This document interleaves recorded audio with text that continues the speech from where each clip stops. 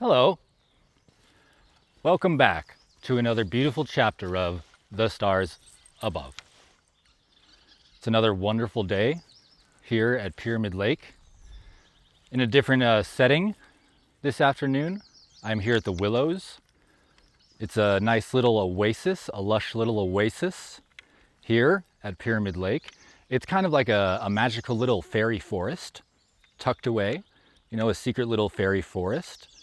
As I've said, I've been trying to commune with the wildlife. I've communed with the bobcat. I've communed with the man-eating anaconda. Perhaps I'll now work on communing with the fairies, with the magical fairies of the fairy forest, the lush little oasis. I decided to film here today because this is a very, very special chapter. It's arguably my favorite chapter. It's very beautiful, very magical, very happy. The chapter is very happy. It's a very happy chapter. Happy. That may be the most you'll ever hear me say. It's so happy, And it's one of my favorites because it portrays Selene and Icarus the happiest, the purest, the most innocent that they are together. The happiest. They're so happy. They're so happy they could self-combust. That's how happy they are. It's beautiful. They're so dang happy. But that brings me to today's sponsor. Today's sponsor is Contentment. Yes, perhaps you thought it was going to be happiness. Today's sponsor is not happiness. Today's sponsor is Contentment. Contentment. I believe that prolonged happiness is unsustainable. It is unsustainable. Chasing happiness is like chasing the high of a strong drug. It's like a strong drug. You love it. You crave it. You want it. It's so happy. It's so blissful. It's so wonderful. It's so tranquil. It's so peaceful. Your heart is so big. It's just bursting out of your chest. It's just bursting.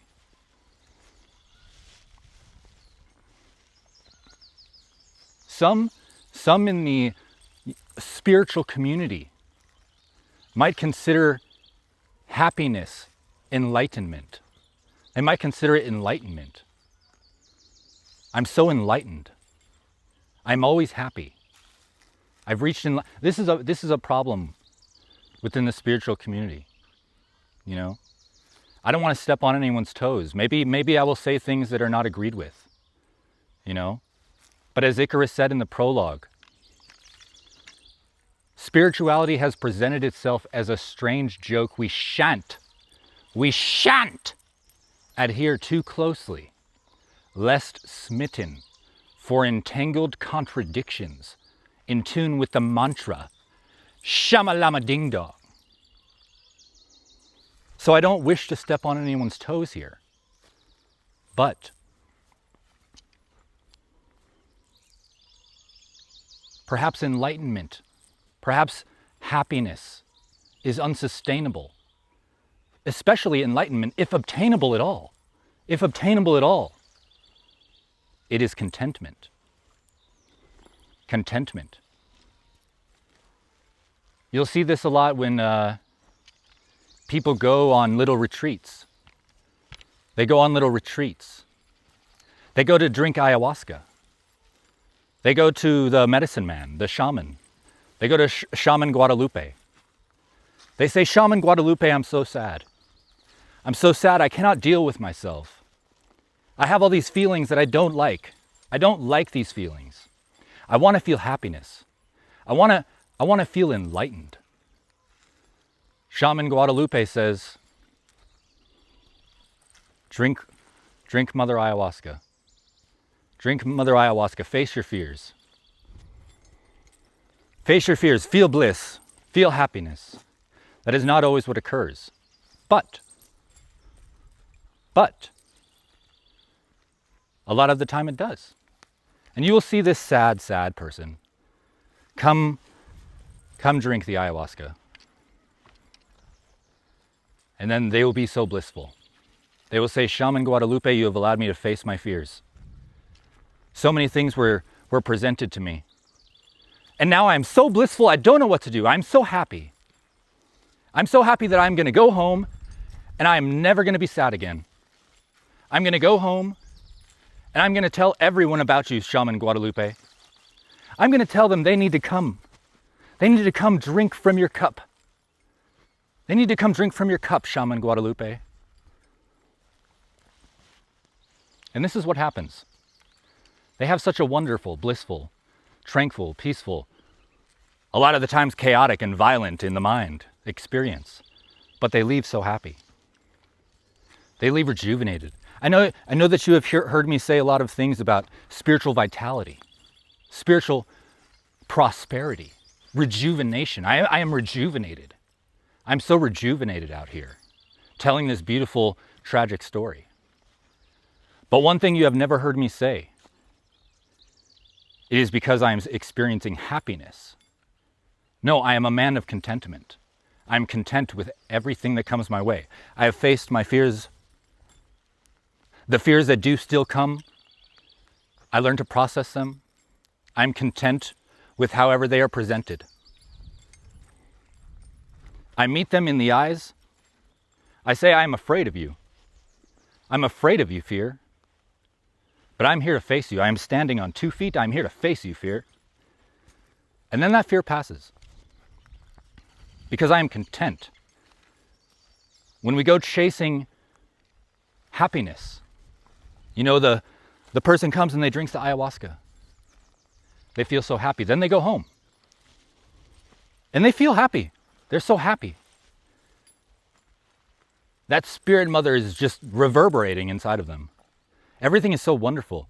They see the world in color. The world has so much color. But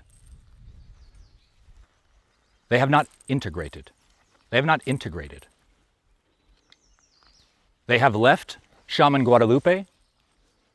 They have left the medicine. They feel so happy, they feel so blissful, that they do not know that there is something creeping. There's something creeping. Because that happiness has near blinded them. They have not integrated. They must integrate. So they go back, they return to their job. They return to their little apartment. They return to their circumstances. And all of a sudden things start creeping. Things start creeping. I hate my job. I hate my job. I hate going to my job. I hate this little apartment. Why am I feeling so sad? A couple weeks ago I was so happy. Why has dread returned upon me? Why hath dread returned upon me? It's because they did not integrate.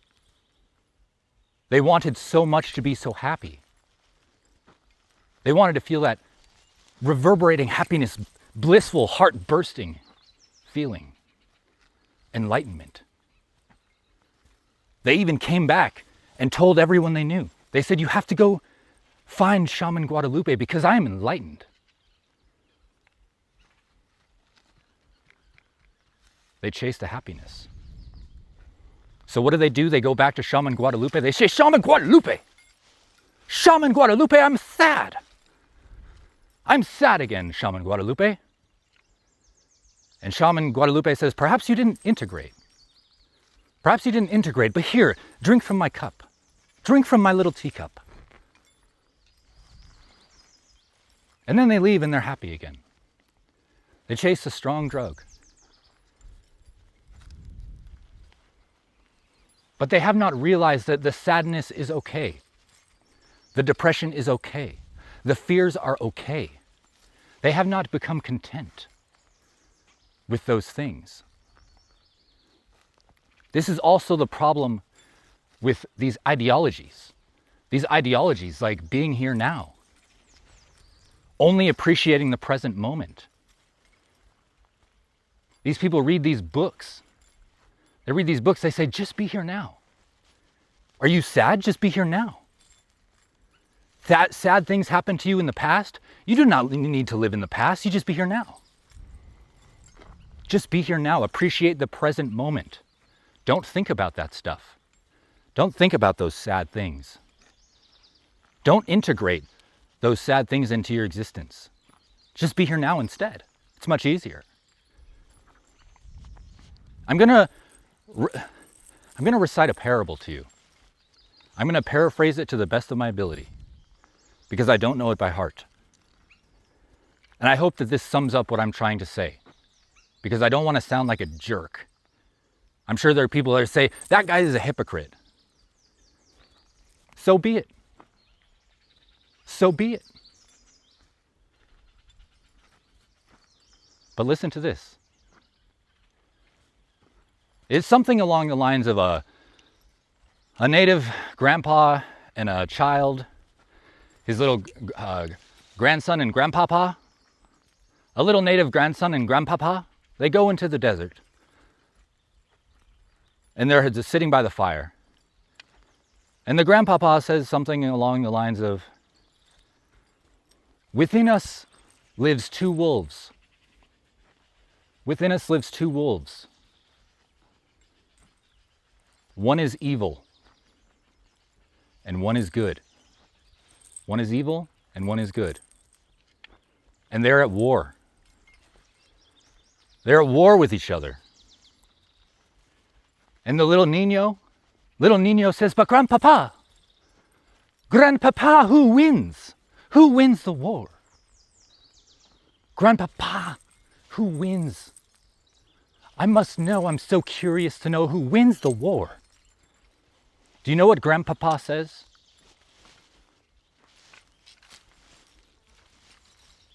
The one you feed. Grandpapa says, little Nino, the wolf who wins is the one you feed. And he is implying that if you feed the good wolf will win the battle. That is so beautiful. That is such a beautiful parable. I wonder who created that parable. It's because it's so beautiful. It's blowing my mind how beautiful it is. But you know what? Do you know what? It's bullshit. It's bullshit. There is no balance to this parable. There is no balance to this parable. Life is about balance. Good and evil, right and wrong, black and white, dark and not dark. The parable is bullshit. Let me tell you why. Let me tell you why. You feed only the good wolf. You wake up every day. You have all these bad thoughts. But you say, I'm not going to feed the bad thoughts. I'm not going to subdue to my sadness. I'm not going to give in to my misery. I'm not going to allow myself to feel suffering. I'm only going to feed the good wolf. The good wolf should win. That's what happens in the parable. The good wolf wins the battle. And you feed the good wolf every day. You feed him such decadent things. You feed him steak. You feed him sushi. You feed him steak and sushi. You feed him those wonderful things every day. And meanwhile, that bad wolf, he's so hungry.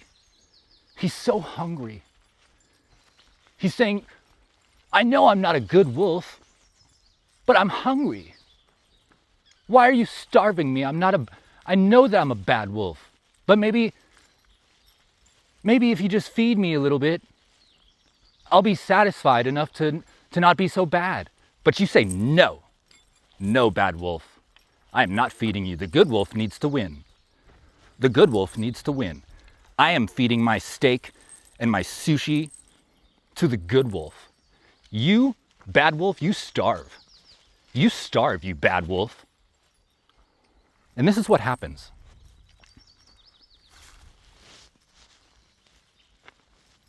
that good wolf, he's getting fat.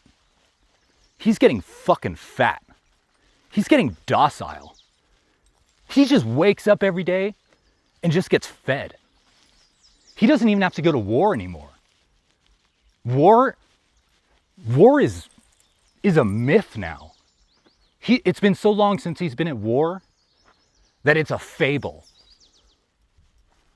He's fat, he's docile, he just naps all day. He gets fed steak and sushi in the morning, and then he naps, and then he wakes up for lunch and he gets steak and sushi, and then he goes back to, the process just repeats itself. It just perpetuates. And he gets so fat, so docile, so lazy, so unenthused. And the whole time, that bad wolf has been getting angry, frustrated, starved. He's backed into a corner. He's way worse than before because he's starved. And guess what? That fat motherfucking wolf over there who's docile, he's so lazy, he's just got his eyes closed all the time. He doesn't even know what war is anymore. All this bad wolf thinks about is war because he's so angry, because he hasn't been fed. And one day that bad wolf gets tired of it. He gets so sick and tired of it that he fucking pounces the good wolf and he tears that good wolf to shreds. He goes right for the jugular. Your good wolf, done. Dunzo wolf. That wolf is eliminated. And now guess what? The only wolf that's being fed is the bad wolf. Balance has now shifted. Now it's, once again, everything's out of whack. Now it's only the bad wolf. And the bad wolf is fed. He's fed. He's just fed on a 400-pound fat docile sushi steak wolf. And he's so energized. He's so enthused for doing bad things. He's like, oh man, I've been waiting for this day. All I've been thinking about is war for so long. And now that I'm fed, hell hath no fury. Like a bad wolf who has just eaten a docile, fat steak sushi wolf. Hell hath no fury like that bad wolf. That's why the parable is bullshit. You must feed both. You must feed both wolves. If you're angry, rage at the fucking wind. If you're sad, cry. If you're frustrated, kick rocks. If you're happy, feel happy. But don't go chasing it. Don't beg to be fed. I'm so happy I need to be fed more happiness. I need to go back to Guadalupe. He's going to make me happy. Guadalupe will heal me. Guadalupe will heal me. Guadalupe is not going to heal you.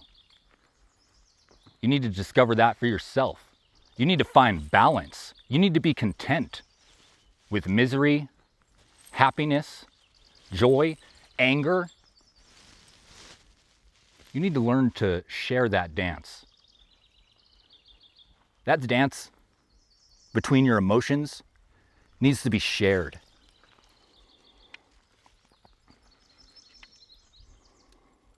I feel like I don't even know if I need.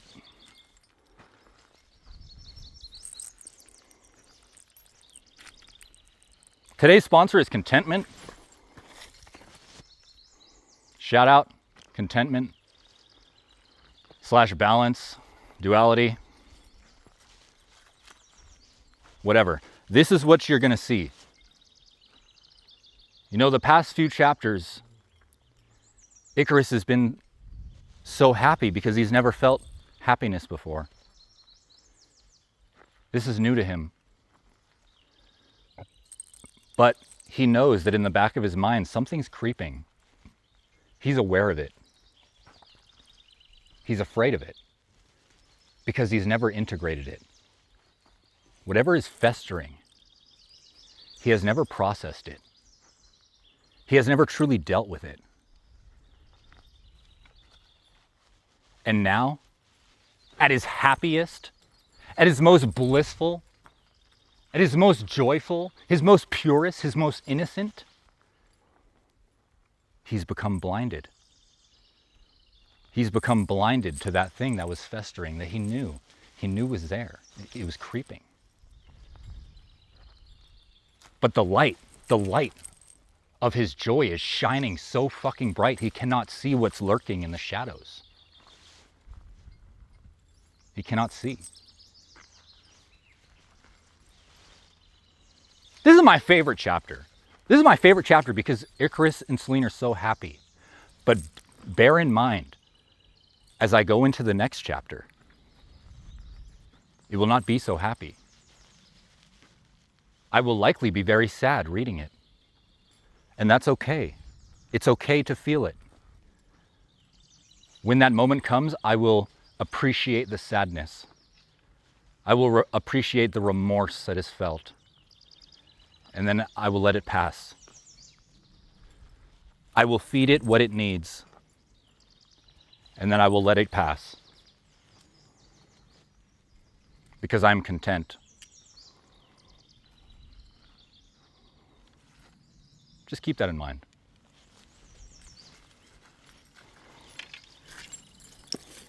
I could probably go on for fucking hours talking about this. Maybe people don't want to hear it. They say, that guy's full of shit. Perhaps.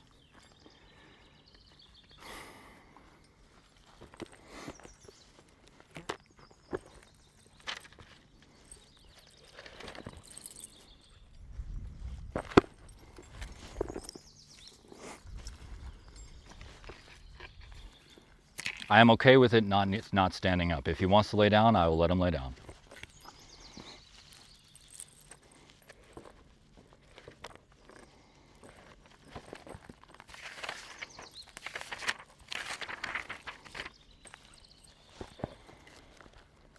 It's so happy. It's just such a happy chapter.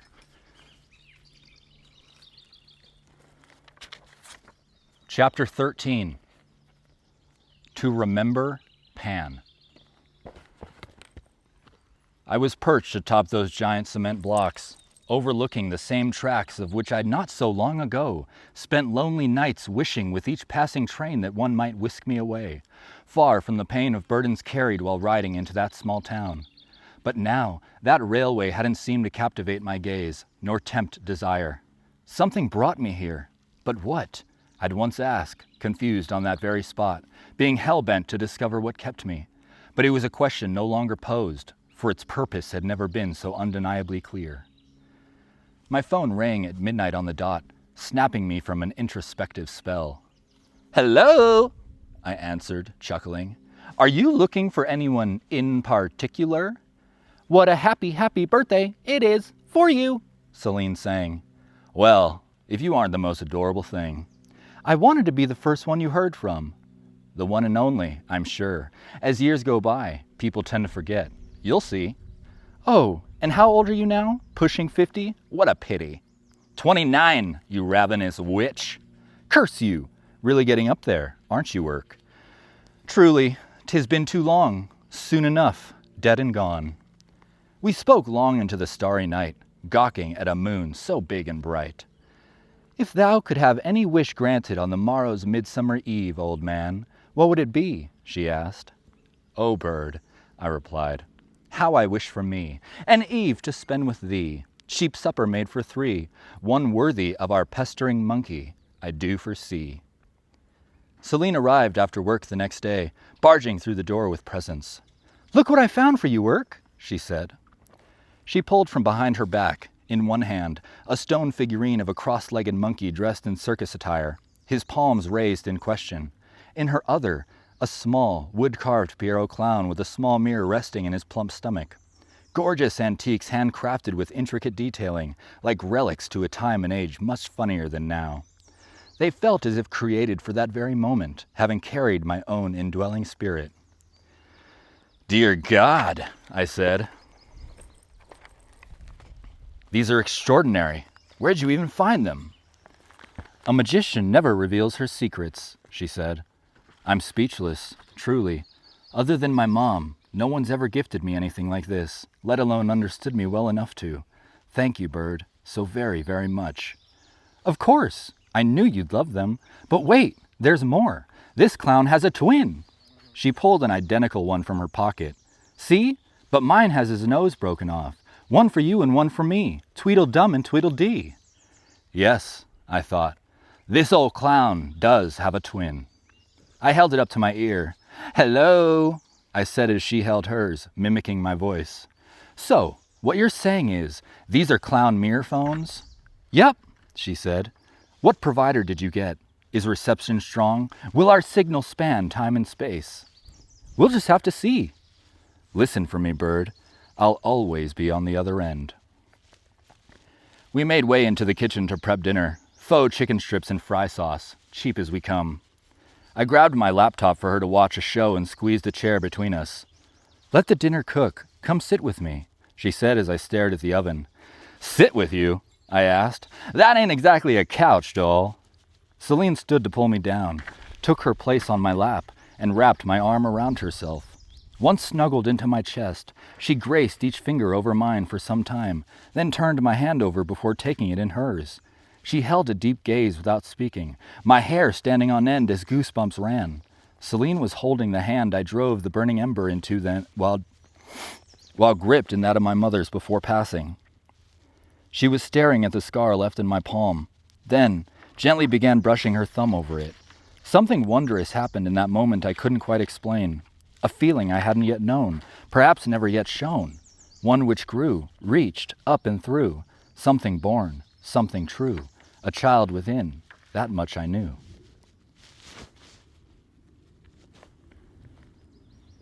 My all-time favorite movie as a child was Hook.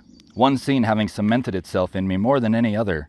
The adult Peter Banning stumbles into the Hangman's Tree, home of the Lost Boys, as Tinker Bell wakes them with news of his return. "Pan's back! Pan's back!" They all shout while descending from their huts before finding Banning. "Who's the shrub?" one boy asks as the others chime in. "That ain't Peter Pan. He's old. He's fat. He's an old fat grandpa man."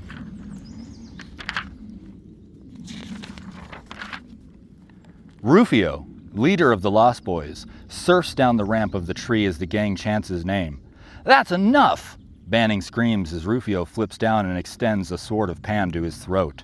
"Show's over now. You put that thing away," Banning whimpers. "You're not old enough to shave. What are you doing with a sword, flying around? This is an insurance nightmare. Where are your parents? Who's in charge here? I want to speak to a grown-up." "All grown-ups are pirates," Rufio replies. "We kill pirates." "I'm not a pirate. Just so happens I'm a lawyer." "Kill the lawyer," Rufio screams. Banning runs for dear life, afraid and unamused. The Lost Boys just wanted to be played with, but he wasn't there for fun. Boys, listen," Tinker Bell says. "He's just out of shape. We have to make him bangarang. We gotta make him remember." Banning tires out as the swarm corners him.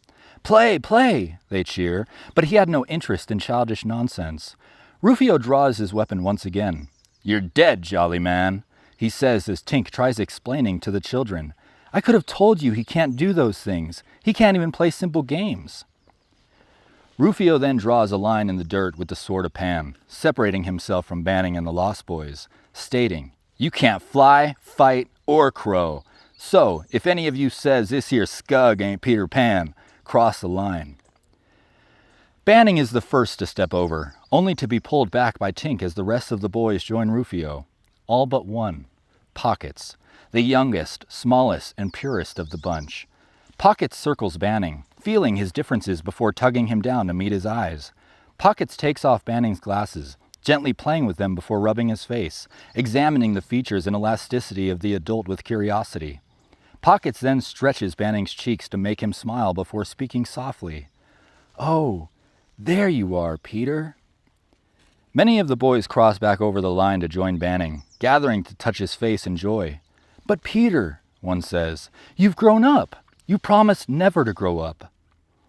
Banning wasn't quite Peter Pan yet, but all it took was the childlike innocence of Pockets for him to retain some belief and finally begin to remember. As Celine continued brushing the scar, peering further into my soul with each stroke, I could feel that boy rising within, the one left forsaken, now long ago.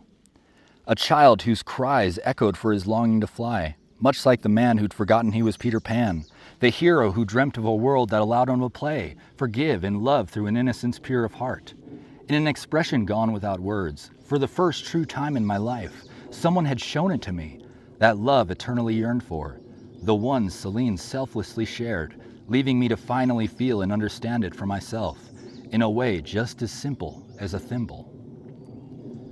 The first time I looked into Celine's eyes, not only had I seen myself, but the endearing gaze of a newborn, one whose vision carries this world's endless wonder, seeing each breathless sight for the very first time in their lives, over and over again, with the same unconditional understanding, as a window to the infinite. What I felt with her hand in mine was nothing short of the magic whispered in fairy tale, and what was seen within her eyes, I saw as a newborn. "Pan's back," I whispered gently in her ear. "What?" she replied, giggling, looking up at me. "You know that place between sleep and awake, where you still remember dreaming?" "Yes, Irk," she spoke with a twinkle in her eyes. "What about that place?" "Oh, nothing. Perhaps another time." "What the hell?" she laughed, poking me in the gut. "You can't do that." "Do what?" "Act all mysterious and cryptic and shit. If you're gonna say something, just say it." "You flatter me. Hurry, get up. I've got to make sure the tenders don't burn." "Don't trip, Mint Chip." "Ain't quite done," I said. "We've got some blueberries here, though." Celine returned to her show, unsuspecting of what was to come. "Supper's ready, dearest!" I yelled, smushing the berries across her face. "You're dead meat, scumbucket!" she screamed while jumping from the chair to grab a guava from the fruit bowl. It was mere days from rot. "You gonna eat that?" I asked. "Eat this, you frail, freckled marmoset!" she screamed, flashing one hand as she wound up the other for a fastball. Classic fake-out scenario. Hurling it, she missed my face as it exploded against the wall. "Bang-a-rang!" I yelled as she wrestled me to the ground. Celine's a small bird with the strength of a juiced-up pterodactyl in heat. Pinning me down with her knees, she grabbed another guava and smashed it directly into my eyeball. "Oh no, Irk," she yelled. "You've guava lot of shit in your eye. Let me help you." She'd proceed to smear the rest into my hair. Freeing my hands, I grabbed a ripe banana. "You think you're so punny. How about some banana squash?" I said, squealing, her knee being driven into my stomach as I jammed the plantain straight into her cochlea. "Choke on this earful, you banana-brained buffoon." "You laugh like Winnie the Pooh," she said. "Better to laugh like Pooh than look like Piglet." "Manners, young man," she yelled, slapping me back to an adolescent age. I gently wiped some blueberries from her cheek, still giggling. "You know, bird," I said, "you're wearing you well." "As are you, Irk," she said. "But what's Monkey gonna eat? His last banana is mush." "I can dig it out of your ear for him, or he'll have to suffer with us, since dinner's toast." "Not the tenders!" she cried, kneeing me in the face to dart for the oven up in smoke. The tenders were black, and the kitchen looked like the hellish aftermath of a fruit erotica turned crime scene. We were a lost boy and girl with Neverland at their fingers and never food on their faces, reaching for the second burnt brick of faux chicken to the right, and straight on till morning. We didn't bother tidying up or washing off. Why waste a perfectly good food fight on trivial cleanliness? We hopped into bed with pulp-filled orifices and sticky skin alike. Celine then wove herself into me like a soft pretzel contortionist. "How was it?" she asked. "Best birthday ever," I whispered. "Let's go to sleep," she said, burrowing her head beneath my chin. "We have a big day tomorrow." "That it is," I said before taking her hand in mine. having kept it till morning. Good night, monkey. Good night, Irk. Sweet dreams, bird. She'd nod off, and as the hours passed, I'd insist on seeing them. Every second spent in her arms was cherished as if they were my last. I wasn't sulking in what may come to pass, but embracing a peace gone unbeknownst in my life thus far, as if nestled in the womb, naive and thoughtless to the worries of our world. I whispered as the witching hour neared. For lifetimes I've longed, fought, searched for you, Celine Hawk. Know what, dork? That place between sleep and awake, where you still remember dreaming, that's where I'll always love you. That's where I'll be waiting. And when you're all grown up and begin to forget, as the cobwebs of mind form and spread, good luck getting rid of me, 'cause I'll be there with a goddamn metaphysical machete, hacking my way right back to you. I began wiping the residue of blueberries from her cheeks. It was irresistible, like scratching at the dry flakes of a scab. I spoke to Celine for most of the night while fighting off sleep. There was no greater place the Sandman could have ever carried me off to than the dream I was already living in her arms, wide awake. "Oh, dearest," I said, "wilt thou love me on the morrow, as once had this eve? Rest well, sweet bird. A kiss for good measure, two for such pleasure." Since the blinds were broken and the window faced east, I was accustomed to sleeping with a beanie over my face to block out the light. I must have only gotten an hour or two of rest before the sun rose, waking me as I'd squint. Within seconds, Celine pulled the beanie back over my eyes, one hand still in mine, never having let go. Just how long had she been watching me? I wondered. Call it bias, but that simplistic act would have made Romeo and Juliet quiver in the shadow of such a preposterous romance. "A glooming peace this morning with it brings. The sun, for sorrow, will not pierce his eyes through this, his head thock." Another hour passed before trying to squirm out of bed, but Celine gripped each limb.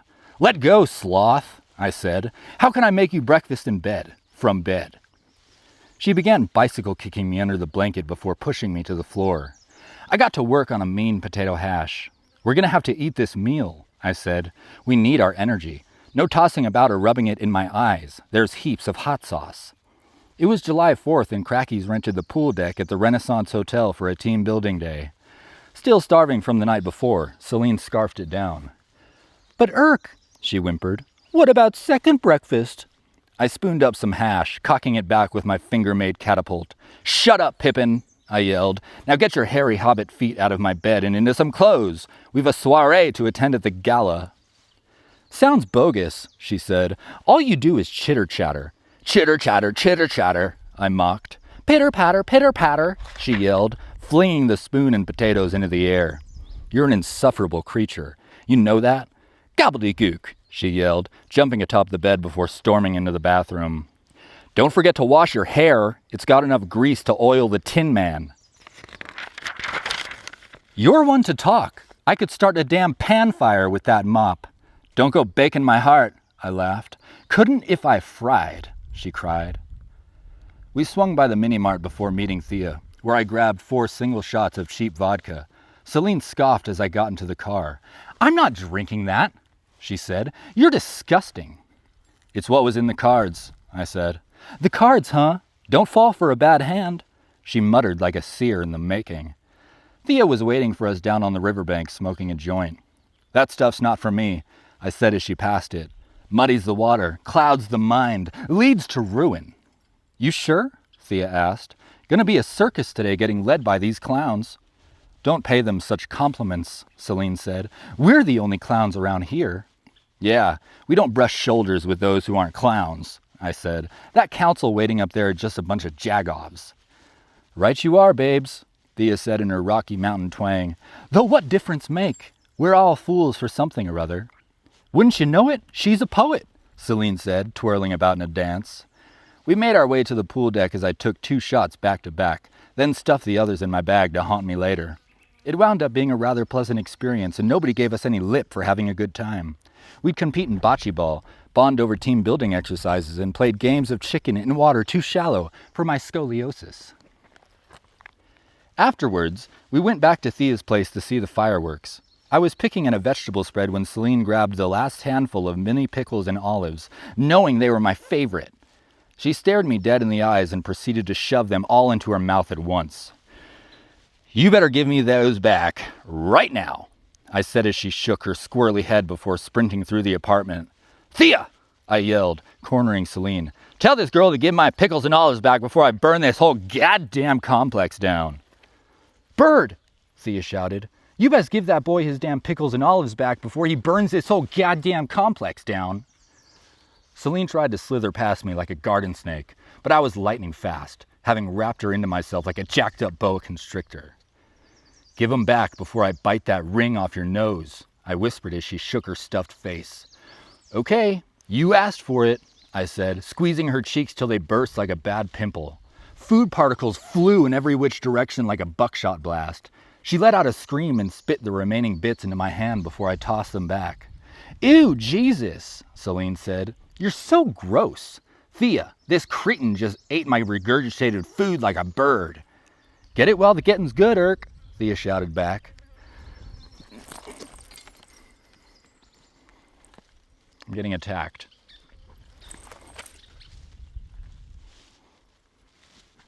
I turned to find Rob pale in the face, eyes wide and stupefied, like having witnessed something awful and unworldly, as if his cozy little apartment had turned to some snake hive, freak terrarium, where two human-sized, sloshed-up reptiles deprived of primal urges were now eating each other and mating to the death, mid-shed. "You two are absolutely insane," he said hesitantly. "Takes one to know one, buckaroo," Celine said, barely breathing, still wrapped in my limbs and pressed firm against the wall as she coughed pickles and drooled olives. Thea was spinning on one foot like a ballerina in the background, her eyes closed in a deep trance as heavy, shamanic drums clapped like thunder through the speaker. The bass was strong, and the papier-mâché walls began to tremble. A unit, mind you, sitting right above two elderly folk on the verge of hospice care, if not already knocking on death's door. "One of us, one of us, one of us," Celine began to chant, still coiled into me. Rob hummed in mantra. "Blessings!" I shouted. "What in God's good name is going on in this madhouse?" Celine slapped me, screaming, "Hold your tongue! We mustn't disturb the ancestors!" The fireworks were already underway as we rushed out to the balcony for the finale. The four of us sat on the porch enjoying small talk well into the night. "Well, I'm beat and Irk has work tomorrow," Thea said. "Do believe it's high time you two scurried off to bed." "Aw, but," Celine said. "No buts. Y'all need your rest. After all, tomorrow's goth night."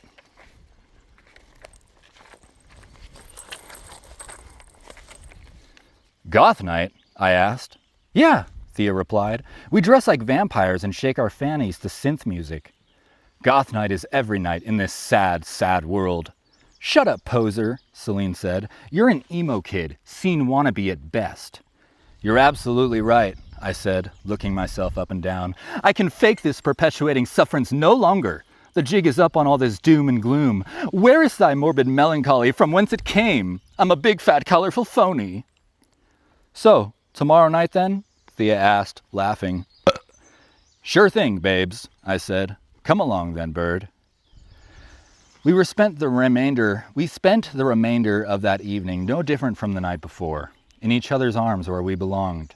It was curious. In relationships prior, I'd never much liked being held. Perhaps the lack of nurturing as a child left that kind of affection foreign and off-putting to my nature. I'm not a cuddler, having always turned a cold shoulder to one's tender touch. I'd never laid with another in any such way. Yet at Celine's side, I knew it to be her touch, and hers alone, which shattered my protective shell. It was never about being sexual for us, for that would have taken away from the purity of our longing innocence, of which we'd been hoping so desperately to retain. It was simple, really. In each other's arms, our love was found where valleys meet mountains, rivers meet lakes, deserts meet trees, and skies meet stars.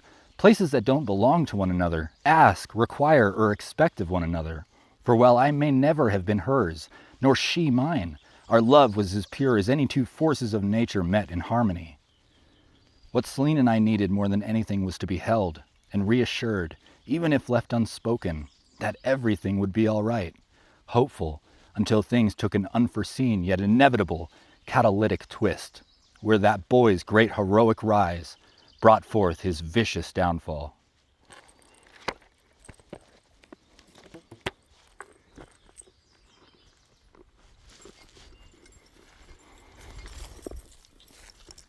Wow, that chapter was so happy and beautiful. That's why I love it. But we mustn't let it blind us to what festers, what creeps, what lurks in the shadows. We mustn't let it blind us. We must face what festers. We must face what creeps. We must face what lurks. Whoa, did you see that? I meant to do that. Anyway, that's today's chapter. I damn near forgot what the sponsor was. Contentment. Today's video is brought to you by Contentment. Please keep in mind everything of which I said, especially the parable. Remember the parable as I go into the next chapter? Because the next chapter is not so happy, you know? The next chapter is where Icarus realizes what's been festering, what's been feeding, you know, without his acknowledgement. He's been trying so hard to feed the good wolf. And that thing that was festering, that was the bad wolf getting starved. He was starving it. He was neglecting his emotions. He was not integrating. Keep that in mind. Anyway, thank you so much for joining me for another beautiful chapter of The Stars Above. I'll see you next time.